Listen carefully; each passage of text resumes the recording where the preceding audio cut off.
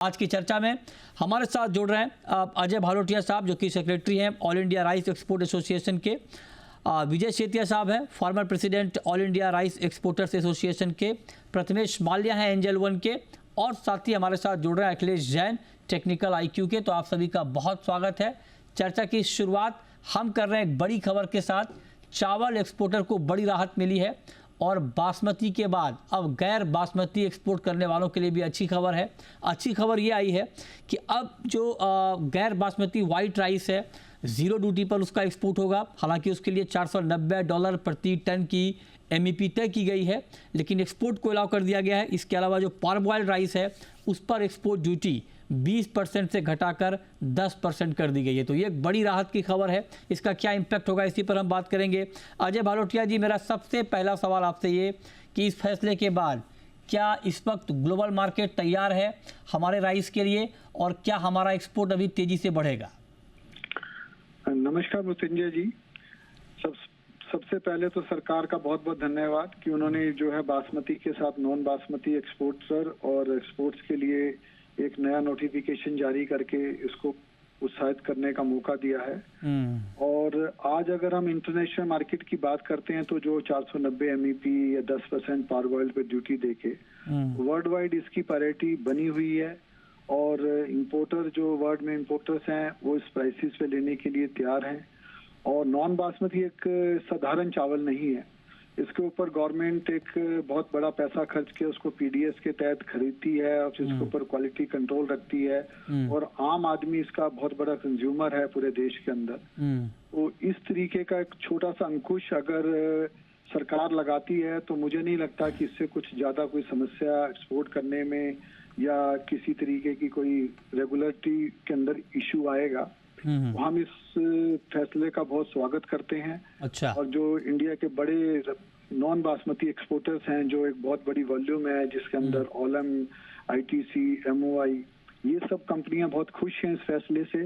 और वो सोच रहे हैं कि बहुत ही जल्द जो है इंडिया से वापस जो नॉन बासमती की मार्केट हमारे यहाँ से निकल गई थी वापस आनी शुरू हो जाएगी।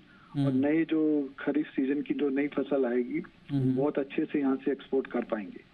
ओके, तो आप कह रहे हैं अच्छी खबर है। और इंडिया चूंकि बहुत बड़ा एक्सपोर्टर है राइस का, आप समझिए कि 2023 में कुल ग्लोबल राइस एक्सपोर्ट में भारत की हिस्सेदारी 33% थी। 33% राइस अकेले भारत ने एक्सपोर्ट किया था और बैन से पहले तो 40% मार्केट शेयर हमारा था। तो सबसे बड़ा एक्सपोर्टर है राइस का। उस लिहाज से भी इस खबर का बहुत महत्वपूर्ण ये खबर है। अब जरा सेतिया जी आप बताइए, ये जो $490 प्रति टन की MEP तय की गई है, इस पर आपका कमेंट क्या है? क्या ये ठीक है फैसला? देखिए, सरकार ने सोच समझ के बड़ा व्यापारिक तरीके से फैसला किया है। इसमें दो पहलू थे। पहला पहलू था कि देश के लोगों को चावल महंगा ना मिले। गवर्नमेंट ने सक्सेसफुली प्राइसेस को कंट्रोल किया। यहाँ पे लोगों को राइस की अवेलेबिलिटी बना के दी। और अब जब इंटरनेशनल ट्रेड गवर्नमेंट के कंट्रोल्स के बावजूद भी $500 के आसपास सारी दुनिया में हो रहा है, तो गवर्नमेंट ने 490 का रेट रखा कि हिंदुस्तान के व्यापारी भी अपनी जिम्मेवारी समझे और इस चावल को इस हिसाब से एक्सपोर्ट करें। ठीक है। तो दूसरा मेरा एक यहाँ पे थोड़ा सवाल हट के भी कहना है कि सरकार के ऊपर बहुत ज्यादा जिम्मेवारी और बोझ जब हम डाल देते हैं, ठीक है, तो सरकार का सहयोग करना भी और सरकार को समय पे सही बात दिखाना भी हमारी जिम्मेवारी है। आज पंजाब और हरियाणा, ये बोझ किसने डाला सर? सरकार के ऊपर बोझ कौन डाल रहा है? मैं बताता हूँ। जैसे पंजाब और हरियाणा में राइस मिलर आज कह रहे हैं कि हम पैडी नहीं खरीदेंगे। उसके कारण ये है कि गवर्नमेंट की पॉलिसी स्टेट गवर्नमेंटों ने अपने ढंग से बदल दी। कि पहले भारत सरकार 75% 75% चावल लेती थी और 25% ओपन मार्केट के लिए फ्री छोड़ती थी। और अभी स्टेट गवर्नमेंट्स ने धीरे धीरे राइस मिलर्स को कह दिया आप 100% पैडी हमारे नाम से परचेज करो। ठीक है। और उनको काम करने के पैसे भी बहुत कम मिलते हैं। 10 रुपए क्विंटल में आप अपने चावल की छड़ाई करके दे दो। ठीक है। तो अब वो मिलर पंजाब और हरियाणा में इस रेट पे काम नहीं करना चाहते और गवर्नमेंट ने सारा मैकेनिज्म उनके ऊपर छोड़ा हुआ है तो यहाँ पे दोबारा से पॉलिसी रिव्यू करने की जरूरत है कि मिलर्स को उनका उचित पैसा मिले। एमपी में अगर 100 रुपए से ज्यादा मिलता है जॉब वर्क का, और अगर पंजाब हरियाणा में 10 रुपए मिलेंगे तो कौन काम करेगा? ओके, ठीक है। दूसरा एक चीज और है, हाँ। कि नई धान की वैरायटियां आई हैं और मंडियों के अंदर एमईपी जो है, चाहे सरकार टोटल स्टेट गवर्नमेंट 2300 के हिसाब से पेमेंट करती है, गीला सूखा धान तो 23 रुपए नहीं बिकता। अच्छा। तो इस चीज को रिव्यू करके उनका मानना ये है कि यील्ड जो 67% चावल की हमें देनी पड़ती है वो भी दोबारा से निर्धारित की जाए। ऐसी समस्याएं ट्रेड फेस कर रही है। ओके, ठीक है। लेकिन इसका इम्पैक्ट अजय भालोटिया जी, अगर मैं आपसे पूछूं, क्योंकि ये आम कंज्यूमर के लिए भी इस खबर को समझना ज़रूरी है, जब हम गैर बासमती राइस का एक्सपोर्ट कर रहे होंगे तो हमारे यहाँ प्राइस के ऊपर क्या इम्पैक्ट होगा? क्या हमारे यहाँ सप्लाई बहुत बेहतर है? क्योंकि हमें जानकारी मिल रही है कि जितना बफर होना चाहिए एफसीआई के पास, उसके मुकाबले कई मतलब बहुत ज़्यादा स्टॉक है, तो उस मोर्चे पर कोई दिक्कत है नहीं। तो डोमेस्टिक मार्केट में नॉन बासमती के प्राइस पर क्या इम्पैक्ट होगा सर इस खबर का? संजय जी, इसका डोमेस्टिक मार्केट में कोई बड़ा इम्पैक्ट नहीं आएगा, क्योंकि प्राइस जो है इंटरनेशनल मार्केट में भी कोई इतना ज्यादा अधिक नहीं है कि हम यहाँ से महंगा खरीद के उसको एक्सपोर्ट कर पाएंगे। तो हम ये समझते हैं कि देखिए, कोई चीज के अंदर आज 1-2%, 3% का वेरिएशन कोई वैल्यू नहीं रखता है। कभी 3% कम हो गया, कभी करेंसी का इम्पैक्ट आ गया, कुछ इस तरीके की चीजों को लेके। लेकिन ओवरऑल जो है इस एक्सपोर्ट को खोलने से पहले भी नॉन बासमती के कोई प्राइसेस नहीं बढ़े थे, लेकिन सरकार को उस समय थोड़ा ये लगने लग गया था कि भी स्टॉक्स कभी सारे एग्जॉस्ट ना हो जाएं, सारे स्टॉक्स खत्म ना हो जाएं। और वर्ल्ड वाइड एक ये वॉर का सिचुएशन बना हुआ था, तो हर लोग फूड सेफ्टी के कारण ज्यादा इंपोर्ट्स कर रहे थे। लेकिन वो वॉर्स भी अब लोग पूरे कंट्रीज को, पूरे वर्ल्ड को समझ आ गई है कि ये डिफरेंट तरीके से लड़ाई हो रही है। तो कोई इतना बड़ा डिमांड नहीं आने वाला कि हम कोई 60% का शेयर हमारे पास पहुंच जाएगा।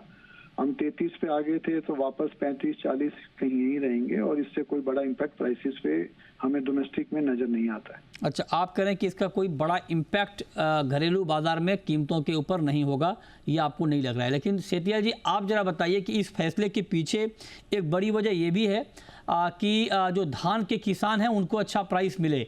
क्या ये पर्पस सॉल्व होगा सर इस डिसीजन के बाद? क्या धान के दाम बढ़ेंगे, किसानों को अच्छा प्राइस मिलेगा खरीफ पैडी का?